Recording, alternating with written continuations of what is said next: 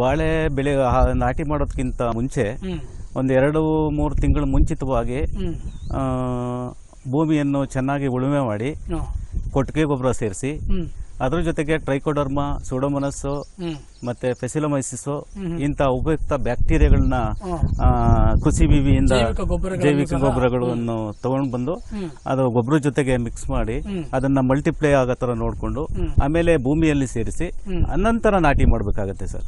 ಯಾವ ತಳಿಯನ್ನ ನೀವು ತಾವು ಬೆಳೀತಾ ಇದ್ರಿ? ಬಾಳೆನಲ್ಲಿ ಸಾಕಷ್ಟು ತಳಿಗಳನ್ನು ನಾವು ನೋಡ್ತೇವೆ. ಹೌದು ಸರ್, G9 ಇದೆ. ನಾನು ಏಲಕ್ಕಿ ಬಾಳೆಯನ್ನ ಬೆಳೀತಾ ಇದ್ದೀನಿ. ಏಲಕ್ಕಿ ಬಾಳೆ? ಹೌದು ಸರ್. ಸಾಮಾನ್ಯವಾಗಿ ಈ ಒಂದು ಬಾಳೆ ಬಹಳ ಎತ್ತರವಾಗಿ ಬೆಳೆಯೋದ್ರಿಂದ ಕೆಲವರು ಗುಳಿ ಪದ್ಧತಿ ಮಾಡ್ತಾರೆ, ಕೆಲವರು ಚರಂಡಿ ಪದ್ಧತಿ ಮಾಡ್ತಾರೆ, ಕೆಲವರು ಈ ಏರು ಬದುಗಳನ್ನ ಮಾಡಿಕೊಂಡು ಪಟಗಳನ್ನ ಮಾಡಿಕೊಂಡು ಅಲ್ಲಿ ಬೆಳೀತಕ್ಕಂಥದ್ದು ಸಾಮಾನ್ಯವಾಗಿ ಕಂಡಿದ್ದೀವಿ. ಯಾವುದು ಮಾಡಿದ್ರೆ, ಯಾವ ಪದ್ಧತಿ ನಾವು ಅನುಸರಿಸಿದ್ರೆ ಬಹಳಷ್ಟು ಒಳ್ಳೇದು ಅಂತೀರಿ? ಇತ್ತೀಚಿನ ದಿನಗಳಲ್ಲಿ ಏರು ಮಡಿಗಳನ್ನು ಮಾಡಿ ನೆಡುವಂತ ಪದ್ಧತಿ ಇದೆ.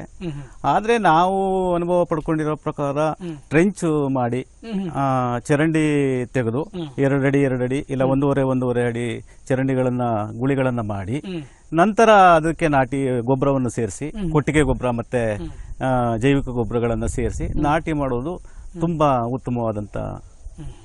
ಅಣ್ಣಪ್ಪರೇ, ಸಾಮಾನ್ಯವಾಗಿ ಈ ಒಂದು ಬಾಳೆನಲ್ಲಿ ಈ ಅಂಗಾಂಶ ಕೃಷಿಯಲ್ಲಿ ಅಭಿವೃದ್ಧಿಗೊಳಿಸಿದಂತಹ ಸಸ್ಯಗಳನ್ನು ಬಳಸ್ತಕ್ಕಂಥದ್ದು ಅಥವಾ ಯಾವುದಾನ ಒಂದು ತೋಟದಲ್ಲಿ ಆರೋಗ್ಯವಾಗಿರ್ತಕ್ಕಂಥ ಕಂದುಗಳನ್ನು ಆಯ್ಕೆ ಮಾಡಿ ಬೆಳೆಸ್ತಕ್ಕಂಥದ್ದು ವಾಡಿಕೆಯಲ್ಲಿದೆ. ಹೌದು ಸರ್. ಯಾವ ಪದ್ಧತಿಯನ್ನು ನಾವು ಅನುಸರಿಸಿದ್ರೆ ಹೆಚ್ಚು ಸೂಕ್ತ ಅಂತೀರಿ? ಸರ್, ಅಂಗಾಂಶ ಕೃಷಿ ಬಾಳೆ ರೋಗ ಮುಕ್ತವಾಗಿರುತ್ತೆ.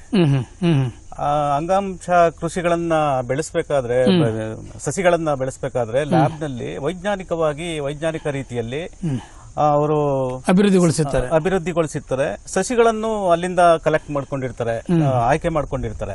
ಒಳ್ಳೆ ರೋಗ ಮುಕ್ತವಾದ ಗಿಡಗಳ ಕಂದುಗಳನ್ನ ಆಯ್ಕೆ ಮಾಡಿ ಅದರಿಂದ ಸಸಿಗಳನ್ನ ಬೆಳೆಸಿರ್ತಾರೆ. ಅದು ಹೆಚ್ಚಿನ ಉಪಯೋಗ ಆಗುತ್ತೆ ಸರ್.